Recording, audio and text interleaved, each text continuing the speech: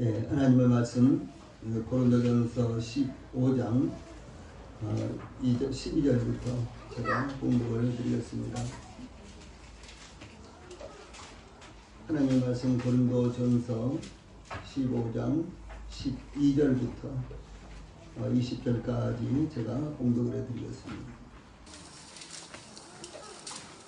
하나님의 말씀 고린도전서 15장 12절부터 20절까지 제가 공독을 해드리겠습니다.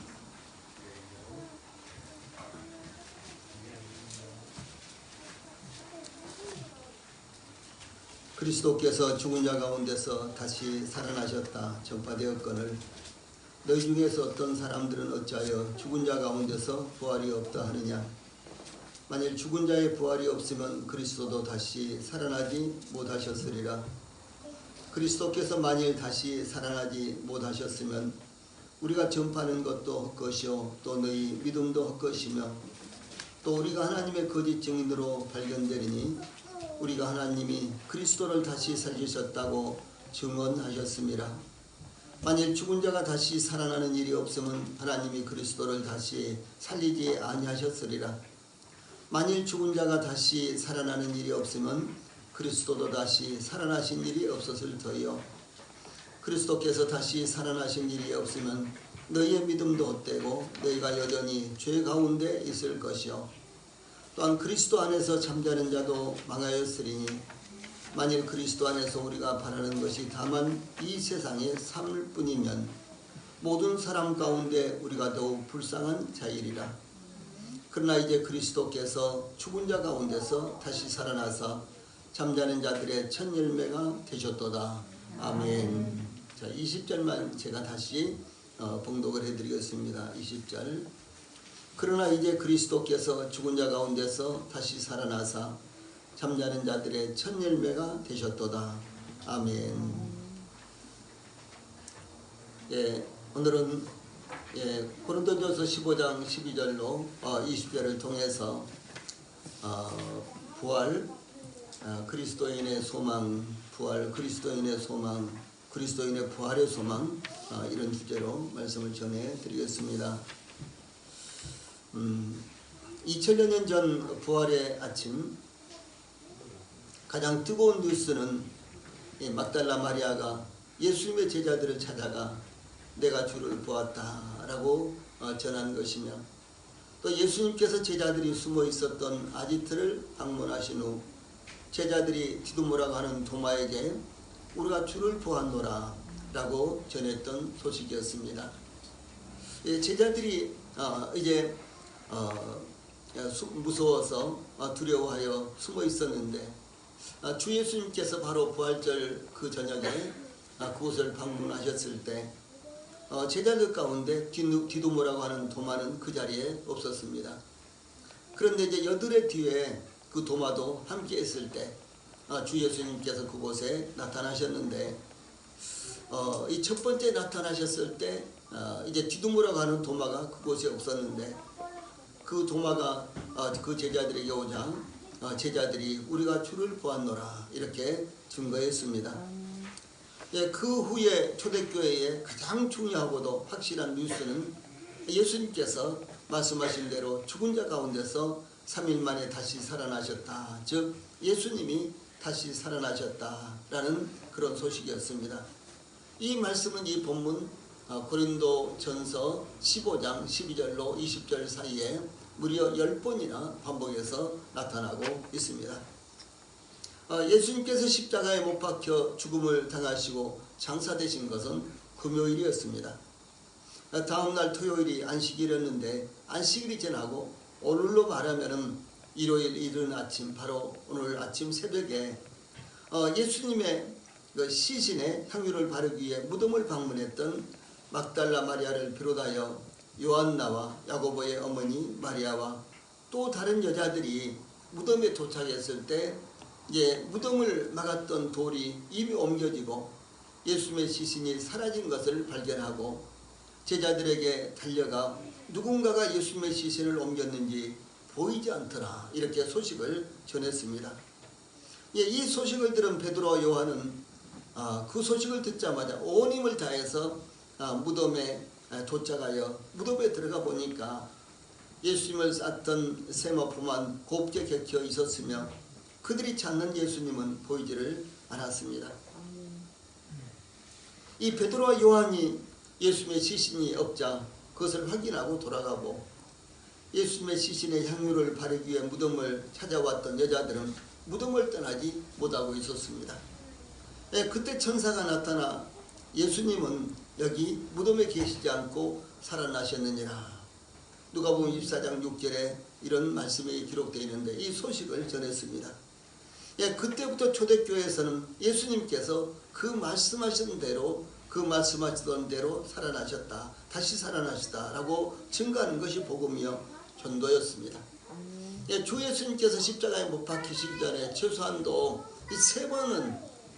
공식적으로 3번은 예수님께서 십자가에 못 박혀 죽음을 당하시지만은 그러나 3일 만에 다시 살아나실 것이다, 이렇게 직접적으로 말씀하셨고, 이 요나의 비유라든가 이와 같은 비유를 통해서 또 여러 번이나 말씀하셨습니다. 그런데 그 말씀하시던 대로 예수님께서 다시 3일 만에 살아나셨다. 이것이 초대교회의 중요한 메시지이며 또 오늘날도 동일하게 저희들의 소망의 말씀이며 또 저희들이 증거해야 될 이와 같은 말씀입니다. 오늘날도 죽은 사람들이 살아났다, 병원에서도 포기했는데 살아났다, 이 대형 사고가 발생했는데 기적적으로 살아났다, 이런 소식이 들리면은 그 어떤 것보다도 희소식입니다. 코로나가 전 세계적으로 확산되는 이 팬데믹 이 상황에 이르자 이 한국의 진단 키트를 구매하기 위해서 여러 나라들이 우리나라 대통령과 강경화 외교부 장관에게 전화를 하거나 이 비행기를 보내서 진단 키트와 의용품을 가져가고 있습니다. 이와 같이 한국의 진단 키트가 한국의 의료 장비들이 아주 좋다더라.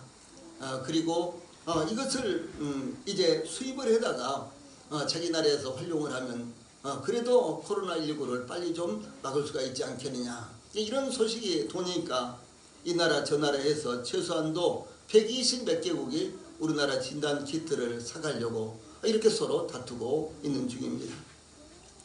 오늘은 부활절입니다. 이 부활절이 되면은 계란을 예쁘게 포장하거나 예쁘게 그림을 그려서 나눠주기도 합니다.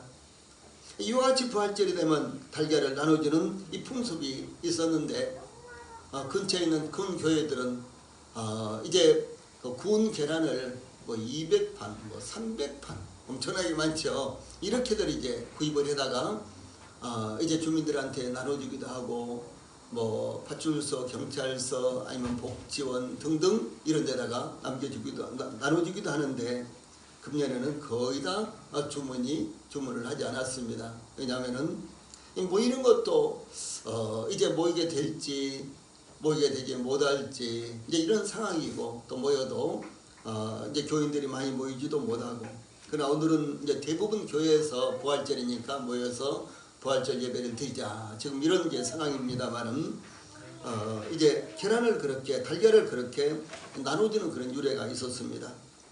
이 중세시대 십자군 전쟁 때 유럽의 어느 마을에 이 로잘린이라는 젊은 귀족이 살고 있었는데, 그는 이방인들에 의해서요 성지 예루살렘을 빼앗겼다는 사실을 마음 아프게 생각한 끝에 십자군 전쟁에 참전을 했습니다. 그런데 얼마 지나지 않아 로잘린이 전사했다는 소식이 집에 들려왔습니다. 이 로잘린의 부인은 너무나 마음이 아파 삶의 의욕을 완전히 상실한 채 이제 그야말로 자포자기하고 있었는데, 그 틈을 타서 하인이 재산을 모두 빼앗고는 이 로잘린 부인을 그 마을에서 쫓아내 버렸습니다. 이 로잘린 부인은 어쩔 수 없이 자기의 시내를 데리고 이곳저곳 방황을 하게 되었습니다. 그러던 어느 날 그들은 가난한 사람들이 모여 사는 한 작은 마을에 이르게 되었는데, 그 마을 사람들은 모두가 아주 친절하여 로잘린 부인과 그의 시녀가 마을에 함께 살 수 있도록 배려를 해주었습니다. 그때 로잘린 부인에게는 닭이 한 마리 있었는데 그 당시만 해도 이 동양의 새인 닭은 유럽에서는 아주 귀할 때였습니다. 이 로잘린 부인은 닭을 정성껏 키워서 매일매일 낳는 달걀을 먹지 않고 모아두었다가 이 부활절이 되자 마을 사람들이 자기에게 베풀어준 사랑과 친절에 대해서 그 달걀로 보답을 하고 싶었습니다. 이 부활절이 되자 로잘린 부인은 모아놓았던 달걀을 삶고 그 달걀을 예쁘게 색칠해서 로잘린 가문에 오래된 가훈을 적어 넣었는데 그 가훈은 하나님의 보호하시는 손길을 믿자라는 것이었습니다. 이 로잘린 부인은 동네 어린이들까지 모아서 예쁘게 색칠한 달걀을 하나씩 손에 쥐어 주었는데 모두 다 너무나 고맙고 기쁘게 생각을 했습니다. 그런데 그날 오후였습니다. 한 초췌한 모습을 한 소년이 그 마을을 지나가고 있었는데 어머니가 병들었다는 소식을 듣고서 고향집으로 찾아가고 있는 중이었습니다. 이 로잘린 부인은 그 아이에게도 삶은 달걀을 주면서 병든 어머니에게 갖다주고 빨리 이제 나을 수 있도록 하라고 이렇게 부탁을 그렇게 말했습니다. 이 소년은 삶은 달걀을 가지고 병든 어머니를 찾아가던 도중에 아주 기진맥진해서 길바닥에 쓰러져서 죽어가고 있는 십자군 병사 한 사람을 만나게 되었습니다. 소년은 병든 어머니에게 주려고 가지고 가던 달걀을 그 십자군 병사에게 줬는데 이 허기쳐서 죽어가고 있는 병사는 그것을 받아주고 너무너무 반가워서 너무너무 고마워서 이 먹으려고 껍질을 까는데 그만 깜짝 놀라고 말았습니다. 거기에는 자기 집 가훈이 적혀 있었던 것입니다. 하나님의 부하시는 손길을 믿자. 그 병사는 바로 젊은 귀족 로잘린이었습니다. 전사를 했다고 들려왔던 이 로잘린은 가까스로 이제 전란을 피해서 목숨을 구하고 이제 전쟁이 끝난 뒤 집으로 돌아왔지만 아내는 어디론가 사라진 뒤였습니다. 그는 아내를 찾아 이리저리 헤매다가 기진맥진해서 길거리에 쓰러져 있었던 것입니다. 그런데 달걀이 계기가 되어서 사랑하는 아내를 만나게 되었습니다. 그때부터 로잘린 부부는 부활절이 되면 달걀을 삶고 예쁘게 색칠한 뒤에 이웃들에게 나누어 주었습니다. 그것이 부활절 달걀의 유래가 된 것입니다. 바로 하나님의 보호하시는 손길을 믿자. 저희 교회도 이번에 부활절 성도들이 많이 나오지 않고 또 저희들이 활동할 수 없는 그런 상황이기 때문에 구운 달걀을 조금 주문을 했습니다. 예배가 끝나면 우리 성도들에게 일일이 몇 개씩 나눠드릴 텐데 우리 성도들이 이 달걀을 통해서 하나님의 보호하시는 손길을 믿자. 이런 마음을 우리 성도들이 마음 가운데 가지시기를 바랍니다. 하나님은 전지전능하시며 또 뿐만 아니라 저희들의 죄를 대신해서 십자가에서 죽음을 당하셨지만 그 예수님을 3일 만에 살려내셨습니다. 바로 이 부활의 권능, 이 부활의 능력, 하나님의 변함없는 이와 같은 부활의 능력이 오늘 이 시간 우리 성도들에게 충만하시기를 바랍니다. 제일 먼저 12절로 13절에 죽은 자의 부활이 없다면 이런 내용이 나타나고 있습니다. 이 초대교회에서는 그리스도께서 죽은 자 가운데서 다시 살아나셨다고 하는 소식이 전해졌지만 여전히 죽은 자 가운데서의 부활은 있을 수 없다는 생각을 갖고 있는 사람들이 있었습니다. 사람이 죽으면 어떻게 다시 살아날 수 있어? 어떤 사람은 죽으면 저 바다에 빠져서 죽으면 물고기가 먹어버리고 저 산속에서 죽으면 호랑이가 잡아먹어버리고 그리고 땅속에 파묻으면 이제 썩어버려서 아무것도 없어져 버리는데 어떻게 죽은 자 가운데서 사람이 다시 살아날 수가 있어? 그렇게 생각하면서요 이제 예수님을 믿는다고 하면서도 여전히 이 부활에 관해서는요 믿지 않고 있는 사람들이 있었습니다. 예수께서 부활하신 후 대제사장들과 백성의 장로들은 무덤을 지킨 군병들에게 돈을 주어서 누군가가 예수님의 시신을 도둑질해 갔다는 소문을 퍼뜨리도록 종용을 했습니다. 또 산헤드린에서는 예수님의 부활을 전파하면 체포하고 박해를 했습니다. 예수님께서 죽은 자 가운데서 부활하셨다는 것은 이 헛소문이라고 매도를 했습니다. 그러나 사도들은 예수님의 부활을 증거하지 않을 수가 없었습니다. 왜냐하면 그들이 직접 목격했으며 예수님께서 부활하신 후에 무려 40일 동안이나 그들 가운데서 취급하셨고 함께 거하셨기 때문이었습니다. 그런데도 불구하고 이 복음을 받아들인 성도들 중에서도 이 헛된 소문에 미혹되어 예수님의 부활을 부정하는 성도들이 초대교회는 있었다라고 하는 것입니다. 그래서 이와 같이 고린도 교회 성도들 가운데 부활을 믿지 않는 성도들이 있었기 때문에 사도 바울이 고린도 전서를 쓰면서 고린도전서 15장에서는 부활에 관하여는 이렇게 하면서요 아주 긴 장의 메시지를 여기에 남기고 있는 것입니다. 그래서 이제 사도 바울은 여기 12절 전반부에 그리스도께서 죽은 자 가운데서 다시 살아나셨다 전파되었거늘 그것을 부정할 수 있느냐고 반문하고 있습니다.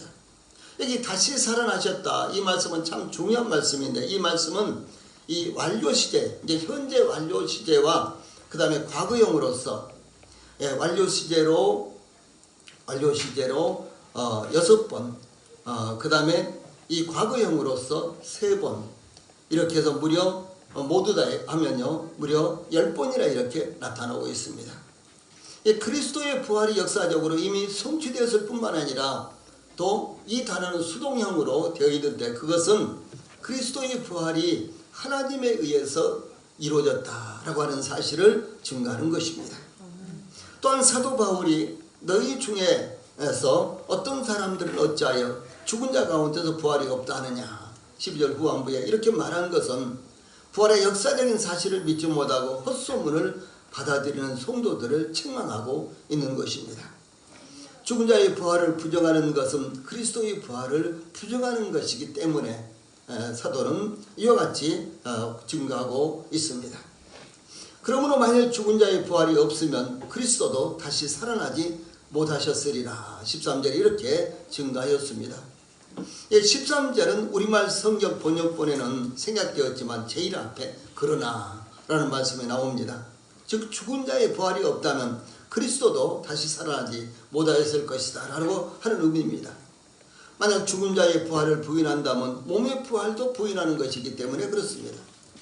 흔히 기독교 안에서도 사람이 죽으면 몸은 영원히 사라지고 영만 영원히 존재한다는 생각을 갖고 있는 이들이 많기 때문에 그렇습니다. 그러므로 사도 요한은 사랑하는 자들아 우리가 지금은 하나님의 자녀라 장래에 어떻게 될지는 아직 나타나지 아니하였으나 그가 나타나시면 우리가 그와 같을 줄을 아는 것은 그의 참모습 그대로 볼 것이기 때문이니 이렇게 증가하고 있습니다.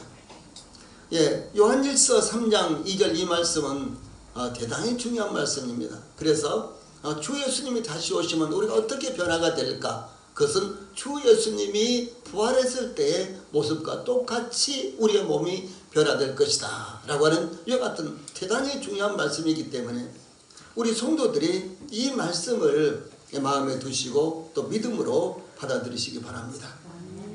이와 같이 성경은 주 예수님께서 죽은 자 가운데서 이 살아나신 것처럼 우리가 육체적인 죽음을 당할지라도 주 예수님께서 다시 오실 때 우리도 주 예수님처럼 우리도 변화된 몸을 갖게 될 것이라고 증거하고 있습니다. 주 예수님이 3일 만에 죽은 자 가운데서 부활하셨을 때 주 예수님의 몸은 어떤 몸이셨습니까? 시간과 공간을 완전히 벗어난 이와 같은 변화된 몸이셨습니다. 주 예수님은 원하신 곳에 있을 수가 있는 이와 같은 몸이셨습니다. 또 뿐만 아니라 그 어떤 이제 이 장애물도 장애물이 되지 않는 그와 같은 모습이었습니다. 예를 들어서 이 순간 이 자리에 계시려면 그렇게 계실 수 있고 또 이 순간 저 미국의 뉴욕에 계실 수 또 있고 그런가 하면 더 저 우주에 우리 우주를 우리 은하를 건너서 그 더 다른 어떤 은하계에 계실 수도 있는 이와 같은 변화된 몸이셨는데 저들도 똑같이 그렇게 변화된 몸을 가질 수 있다라고 하는 것입니다. 혹시 우리 성도들 가운데 다리가 아파서 혹은 무릎이 아파서 항상 고생하는 성도들이 있습니까? 주 예수님 다시 오시면 그건 하등의 문제가 안 됩니다. 혹시 우리 성도들 이제 뭐 여러 가지 또 병마에 시달리고 계십니까? 주 예수님이 다시 오시면 그건 하등의 문제가 되지 않는 것입니다. 그러므로 이 시간 주 예수님의 부활의 능력이 우리 성도들에게 임함으로 말미암아 우리 성도들의 문제들이 깨끗하게 사라지기를 축복합니다. 예, 두 번째로 그리스도께서 부활하지 않으셨다면 어떻게 될 것인가? 그런 내용이 이제 14절로 15절에 나타납니다. 여호와의 증인 혹은 안상홍 증인의 또 정명석 JMS 또 김풍이라는 김노아라고 하기도 하는데요. 새벽등대 중앙교회 또 구인의 이 사람은 이제 죽은 사람입니다만은 재림 예수교회 등의 이단들은 예수님의 몸의 부활을 믿지를 않습니다. 이들은 예수님께서 십자가에서 죽으심으로 그 육체는 사라지고 영으로만 살아계신다 이렇게 주장하는 사람들입니다. 그러나 예수님의 부활은 역사적인 사건이었습니다. 이것은 그냥 전에 내려오는 전설이라든가 누군가가 왜곡시켜서 하는 그 같은 말이 아니라 주 예수님의 몸의 부활은 역사적인 사실이었다는 것이죠.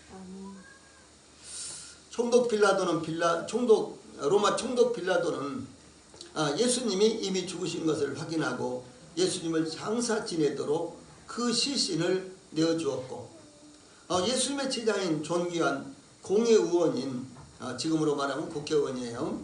아리마대 요셉과 니고데모는 예수님을 정성껏 장사 지냈습니다. 무덤은 큰 돌을 굴려다가 입구를 막았습니다.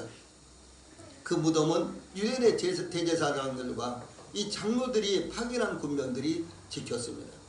여기로 같이 빨간 글씨로 제시되어 있는 것처럼 여기 위에는 한 군데는 빨간 글씨 안 되어 있네요. 이 빨간 글씨로 제시되어 있는 것처럼 이 성경은 이와 같은 증거가 한 군데 나타난 것이 아니라 아주 여러 군데 나타나 있고요. 이것은 이 구약 성경의 예언이요 시약 성경의 증거의 핵심이 되는 것입니다. 안식구 첫날 일찍이 아직 어두울 때 막달라 마리아와 몇 여자들이 무덤을 찾았는데 천사들이 하늘로부터 내려와 무덤을 박은 돌을 굴려내고 그 위에 앉았는데 그 형상이 번개 같았으며 그 옷은 눈같이였고 무덤을 지키던 자들은 무서워서 떨며 마치 죽은 자처럼 되었습니다. 이 다른 복음서에서는 여자들이 무덤에 도착했을 때 돌이 이미 무덤에서 옮겨진 것을 보았다고 증거하고 있습니다. 또 베드로와 요한은 이 막달라 마리아로부터 무덤이 비어있다는 소식을 듣고 무덤에 가서 이제 살펴봤을 때 예수님의 모습은 보이지 않았고 예수님의 시신을 쌌던 세마포가 놓여있는 것과 또 머리를 쌌던 수건은 세마포와 함께 있지 않고 딴 곳에 접혀있는 이와 같은 모습을 보았습니다. 또 베드로와 요한이 돌아간 후에 여자들은 천사들로부터 예수님이 살아나셨다는 소식을 듣기도 했습니다. 부활하신 예수님께서 제일 먼저 막달라 마리아에게 나타나셨는데 또한 부활하신 날 저녁 때 제자들이 함께 있을 때 또 나타나기도 했습니다. 그때 이제 예수님께서는 이 제자들이 모여있을 때 나타나셔서 손과 옆구리에 못자국과 창자국을 보여주었으며 그때 도마는 거기 함께 있지 않았는데 8일 후에 도마도 함께 있을 때에 나타나셔서 내 손가락을 이리 내밀어 내 손을 보고 내 손을 내밀어 내 옆구리에 넣어보라. 그리하여 믿음 없는 자가 되지 말고 믿는 자가 되라. 이렇게 말씀을 하셨습니다. 또 갈릴리 호수에서 제자들이 육지에 올라오기 전에 예수님이 이미 그곳에서 숯불을 피워 놓으시고 그 위에 생선과 떡을 구워 놓으시고 제자들에게 주시기도 하셨습니다. 이 사도 바울은 예수님을 목격한 증인들에 대해서 다음과 같이 증언하고 있습니다. 내가 받은 것을 먼저 너희에게 전하였노니 이는 성경대로 그리스도께서 우리 죄를 위하여 죽으시고 장사 지낸 바 되었다가 성령대로 사흘 만에 다시 살아나사. 그러니까 예수님이 십자가에서 죽으시고 부활하신 것은 이미 구약 성경에 수도 없이 예언된 이와 같은 그 예언을 그대로 성취하신 것이다. 이렇게 증거하고 있는 것입니다.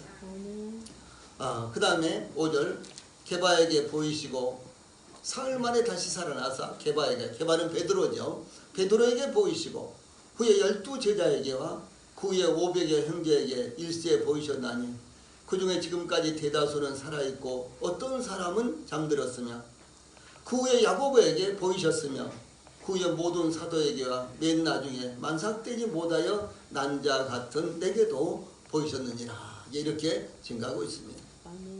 이 사도 바울이 예수님을 만난 것은 예수님이 십자가에서 죽으신 후 그리고 이제 하늘로 승천하셨죠. 하늘로 승천하신 후 약 5년 후였습니다. 그때가 AD 약 35년경으로 이렇게 추정을 합니다.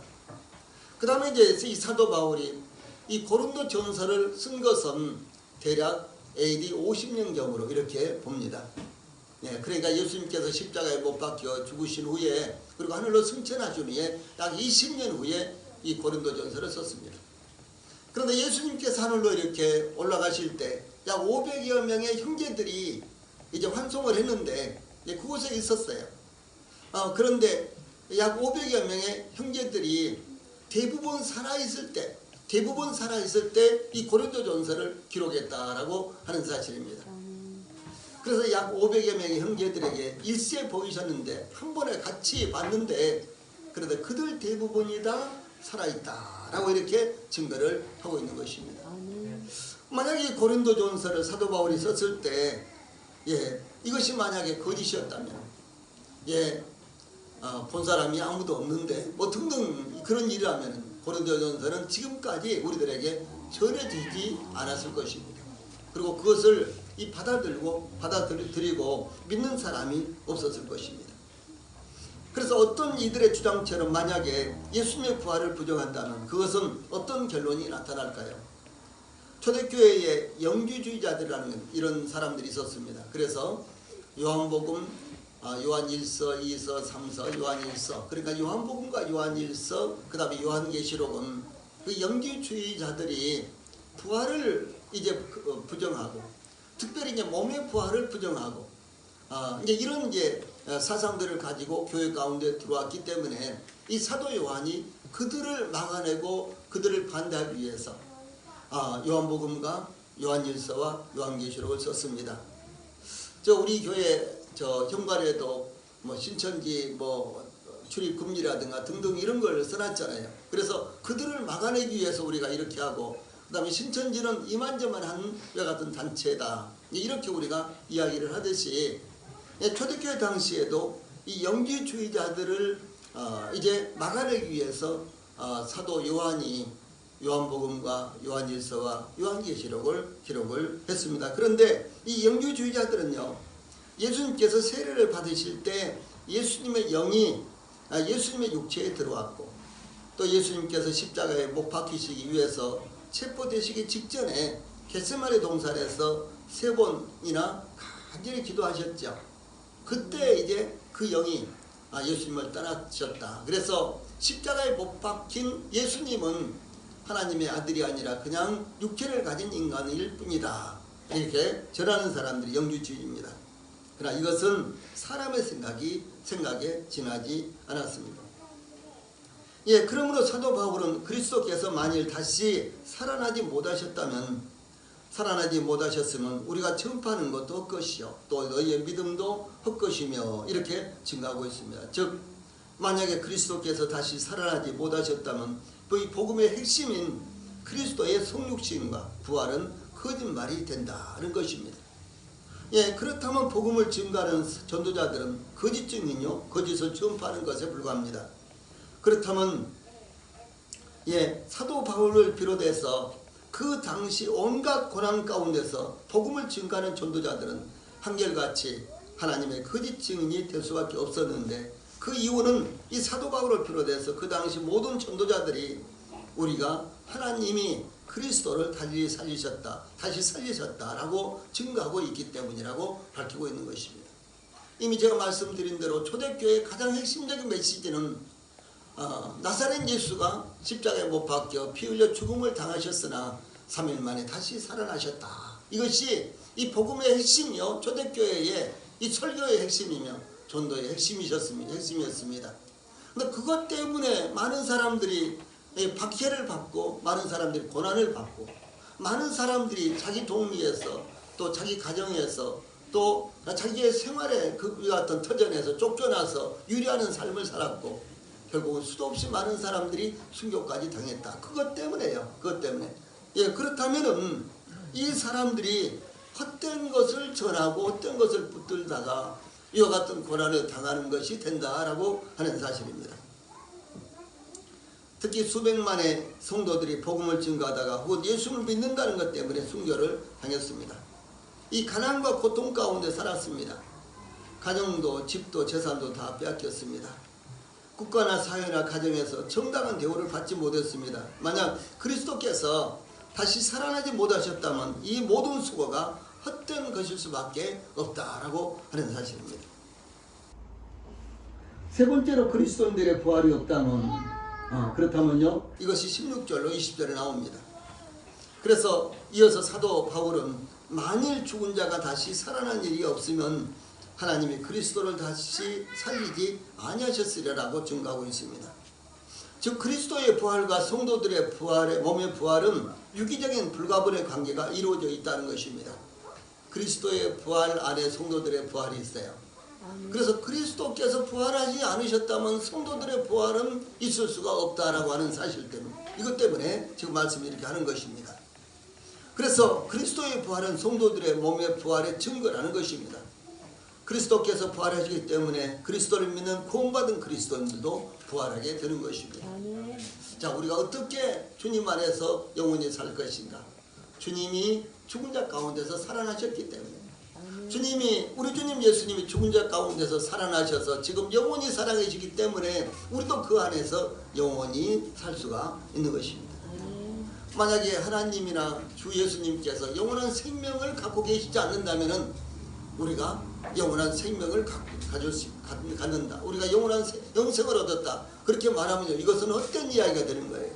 의미가 없습니다. 그러나 하나님이 영원하신 분이시고 주 예수님이 영원한 생명을 갖고 계시고 그것을 주시는 분이시기 때문에 우리가 영원한 생명을 얻었다는 것이 확실하게 증거가 될 수가 있는 것입니다. 그런데 여기에요, 17절로 19절에서는 그러면 그리스도께서 다시 살아나지 못하셨다면 어떻게 될 것인가, 이런 말씀이 여기 나타나고 있습니다. 제일 먼저요, 너희의 믿음도 헛되고 그랬어요. 이 믿는 거 헛되는 것이죠. 거짓을 믿는 것이죠. 예를 들어서 오늘날 여러 가지 이단들도 있고요. 그 다음에 기존 교회에서도 열심히 믿으면 천국 간다라든가 헌신하면 천국 간다라든가 이런 것은 다 잘못 믿는 거죠. 이것은 헛된 것이에요. 아무리 잘 믿고 그것을 위해서 자기의 목숨도 재산도 다 바친다고 할지라도 그것은 헛된 것에 불과한 것입니다. 그래서 만약에 그리스도께서 부활하지 아니하셨는데 우리가 부활했다라고 이렇게 믿는다면요, 그것은 헛된 것이 될 수밖에 없다는 것입니다. 두 번째로는 17절에 너희가 여전히 죄 가운데 있을 것이오 그랬어요. 우리가 예수님을 믿는 가장 중요한 핵심은 무엇입니까? 하나님 앞에서 우리가 하나님의 의를 얻기 위해서, 다시 말해서 죄사함 받기 위한 것입니다. 하나님께서도 그 아들 예수님을 세상에 보내신 것은 우리 죄를 용서해 주시기 위해서, 우리 죄를 대속하시기 위한 것이 바로 하나님께서 그 아들 예수님을 세상에 보내신 목적이라는 것이죠. 그래서 주 예수님께서도 나는 섬김을 받으러 온 것이 아니라 오히려 섬기려 하고 나의 목숨을 많은 사람을 위한 대속물로 주려 함이니라, 이렇게 말씀하셨고, 또 마태복음 1장 21절에서도 아들을 낳으리니 그 이름을 예수라라. 이는 그가 자기 백성을 저희 죄 가운데서 구원할 자이십니다. 이것이 예수님이 이 세상에 오신 목적이에요. 그래서 예수님의 부활이 없다면 우리가 그 예수님으로 말미암아 죄용삼을 받을 수 없을 것이란 말이에요. 무엇입니까? 로마서 4장 25절에서는 그리스도께서 죄를 위하여 죽으심으로 우리가 죄사함 받고 우리를 의롭다 하시기 위해서 다시 살아나시느니라, 이렇게 하셨잖아요. 그리스도의 부활과 우리가 의롭다 하심, 우리가 칭의를 얻는 것은 아주 밀접하게 관련이 되어 있습니다. 왜냐하면요, 주 예수님께서 부활하셨다는 것은 주 예수님께서 아무 죄도 없으신 분이셨다라는 것을 증거하는 것입니다.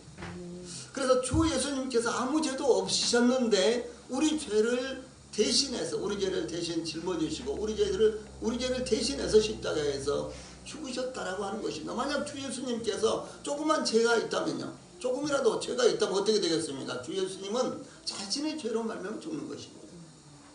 그러나 주 예수님께서 죄가 없으시니까 우리의 죄를 대신할 수 있었다.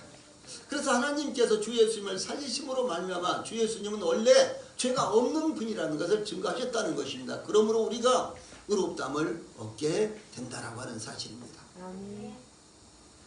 누군가가 저한테 돈을 100억을 빌려준다고 이렇게 약속을 했어요. 근데 알고 보니까 그 사람 1억도 없는 거예요. 그럼 제가 믿으면은, 제가 그것을 철석같이 믿고 있었는데 이것은 믿음이 그대로 이루어지겠습니까? 절대로 이루어질 수 없는 것입니다. 네? 이거 마찬가지인 거예요. 그 다음에 세 번째로는요, 그리스도 안에서 잠자는 자도 망하였으리라. 이게 그리스도 안에서 잠자는 자는, 그리스도를 믿는 믿음 가운데 살다가 본받은 성도들이 이미 육체적으로 죽은 자들을 가리킵니다. 이들은 그리스도께서 죽은 자 가운데서 부활하셨듯이 부활의 소망을 가지고 살았습니다. 그러나 육체적으로 죽음을 당했는데, 만약에 그리스도께서 다시 살아나지 못하셨다면 그 믿음은 헛된 것이다 라고 하는 사실입니다. 그러므로 어떻게 되겠습니까? 영원히 사는 것이 아니라 영원히 멸망을 당할 수밖에 없게 되겠죠. 그 다음에 네 번째로, 모든 사람 가운데 우리가 더 불쌍한 자이리라. 사도 바울은 이렇게 증거하고 있어요. 이 사도 바울도요, 저희들이 생각한 것과 똑같은 생각을 하고 있었습니다. 부활이 없다면 우리가 바라는 것은 이 세상의 삶뿐일 것입니다. 부활이 없다면 우리가 이 세상 사는 것 이상은 아무것도 우리들에게 있을 수가 없습니다. 그런데 그리스도 안에서 우리의 바라는 것이 이 세상의 삶뿐이라면 그리스도를 믿는 사람들은 이 세상의 모든 사람 가운데서 가장 불행한 자들이 될 수밖에 없다는 것입니다. 그 이유가 무엇일까요? 그리스도를 믿는 사람들은 처음부터 박해와 고난을 받았습니다. 저희들은 박해나 고난이 사실은 나름대로 고난이 있죠. 그러나 이 초대교회라든가 박해 시대에 그리스도인들이 받았던 이와 같은 고난에 비교하면요, 저희들의 고난은 고난이라고 할 수가 정말 없습니다. 지금도 저 아프리카라든가 중국이라든가 혹은 또 북한이라든가 혹은 또 이 이슬람 이 국가에서요, 그리스도인들이 받는 박해는 그냥 순교입니다. 죽음입니다. 이와 같은 일들이 지금도 수도 없이 많이 자행이 되고 있습니다. 그런데 그들에 비하면 우리가 주일날 예배에 오기가 좀 힘들어, 아이고 너무 피곤해, 등등 이와 같은 것들이 이유가 될 수가 있겠습니까? 이와 같은 것들 우리가 하나님을 섬기는데 장애가 될 수가 있겠습니까? 그렇지 않죠. 아무것도 아니죠. 이것은 박해로 가면 오히려 사치스러운 것입니다. 그런데 이 초대교회 때부터 예수님을 믿고 이 복음을 받아들인 사람들은요, 항상 고난을 당했습니다. 예를 들어서 중세기 때, 중세기가 이제 벗어나면서요, 이 루터라든가 칼빈이라든가 이런 분들이 활동할 때 우리가 지금 전하는 복음을 그대로 전파했던 주인글리라는 분이 계셨습니다. 이분은 개혁자이신데요, 아주 대단히 이제 복음을 위해서 활동했던 분이십니다. 그런가 하면 또 제침례 교도들이라는 이와 같은 사람들이 있었습니다. 이들은 우리가 지금 전하는 복음을 그대로 전했습니다. 근데 이들은 엄청난 박해를 당하고요, 특별히 이제 칼빈주의자들이라든가 루터란 이 루터주의자들로부터도요, 엄청난 박해를 받고 수도 없이 많은 사람들이 순교를 당했습니다. 그래서 초대교회 때뿐만 아니라 중세기가 지나오면서도 이 참된 복음을 받아들인 사람들은요, 참된 복음을 받아들인 사람들은 수도 없이 순교를 당합니다. 기독교 국가라고 하는 영국 같은 데서도 참된 복음을 전하는 이와 같은 사람들은 엄청나게 순교를 많이 당했습니다. 그래서 이와 같이 기독교에 정말로 예수님을 믿고 참된 복음을 전하는 사람들은 처음부터 초대교회 때부터 박해와 고난을 받았습니다. 이 사도 바울은 그리스도를 믿는 믿음을 가짐으로 수많은 박해를 받았던 대표적인 인물입니다. 만약에 사도 바울이 그리스도를 만나지 않았다면, 그리스도를 믿지 않았다면 사도 바울이 어떻게 살았을까요? 예루살렘에서 어깨 펴고 그야말로 가장 무서운 사람, 가장 잘 나가는 사람, 이렇게 그는 일생을 보냈을 것입니다. 그러나 사도 바울이 말씀드렸던 대로 대략 AD 약 35년경에 예수님을 만남으로 말미암아 그의 생애는 그때부터 그 순간부터 어떤 생애? 고난과 박해를 받는 생애, 그리고 결국은 로마에서 참수형을 당하는 이 순교자의 생애를 그는 보냈지 않습니까? 그래서 만약에 사도 바울이 그리스도를 받아들이지 않았다면 그는 이 세상에서 가장 세상적으로는 가장 행복한 삶을 살았을 것입니다. 예, 세상적으로 그랬어요. 그러나 그리스도를 믿음으로 말미암아 그 누구보다도 더 많은 고난을 받았을 뿐만 아니라 말씀드렸던 대로 결국 로마의 감옥에서 이 참수형을 당했습니다. 그래서 이 세상의 시각으로 볼 때는 가장 불행한 사람이었다는 것이죠. 이 고린도후서 11장에서 사도 바울이 고백한 거 보세요. 내가 수고를 넘치도록 하고 옥에 갇히기도 더 많이 하고 매도 수없이 많고 여러 번 죽을 뻔하였으니 유대인들에게 40에 하나 감한 매를 5번 맞았습니다. 3번 태장으로 맞고 1번 돌로 맞고 3번 파선하고 일주야를 깊은 바다에서 지냈습니다. 여러 번 여행하면서 강의 위험과 강도 위험과 동족의 위험과 이방인의 위험과 시내의 위험과 광야의 위험과 바다의 위험과 거디 형제 중에 위험을 당하고 또 수고하며 애쓰고 여러 번 자지 못하고 줄이며 목마르고 여러 번 굶고 춥고 헐벗었나라. 왜? 예, 그리스도를 받아들임으로, 예, 예수 그리스도의 부활을 증거함으로 말미암아 사도 바울은 이런 고난을 당했다는 사실입니다. 만약 그리스도의 부활이 없다면 어떨까요? 이 모든 사도 바울의 고난과 수고가 다 쓸데없는 일, 헛된 일에 불과했다라고 하는 사실입니다. 그러니까 사도 바울은 이 세상에서 가장 불행한 사람이 되는 거예요.